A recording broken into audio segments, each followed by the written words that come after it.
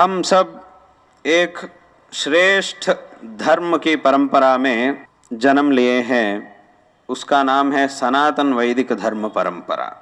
सनातन वैदिक धर्म की परंपरा में हम सबका जन्म हुआ है। हमारा जो धर्म है सनातन धर्म, ये सबसे श्रेष्ठ धर्म है। ये जो धर्म है इसे हमें इस लोक में भी श्रेय प्राप्त होता है और इस शरीर को छोड़कर जब हम दूसरा लोक में जाते हैं वहाँ भी हमें श्रेय प्रदान करने वाला एकमात्र पदार्थ है ये धर्म।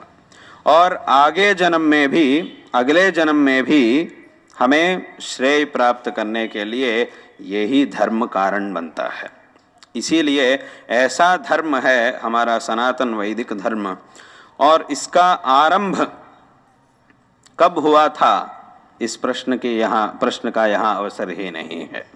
अनादिकाल से ये धर्म अनुष्ठित किया जा रहा है और इसको किसी एक व्यक्ति ने इसका आरंभ नहीं किया है, क्योंकि ये शाश्वत धर्म है, ये अनादि धर्म है। इसका आरंभ ही नहीं है और इसका अंत भी नहीं है। इस सनातन धर्म का, इसका धर्म का नाश भी नहीं है।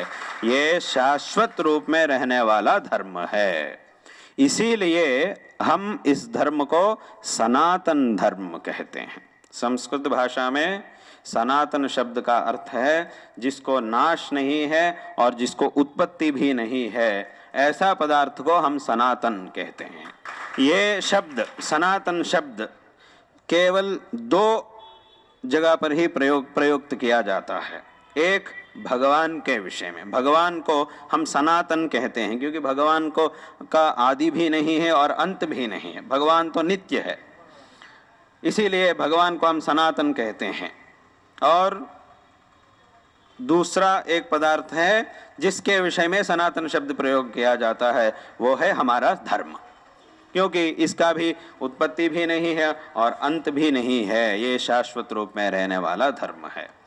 इसीलिए हम सब ऐसा एक श्रेष्ठ धर्म की परंपरा में जन्म लिए हैं।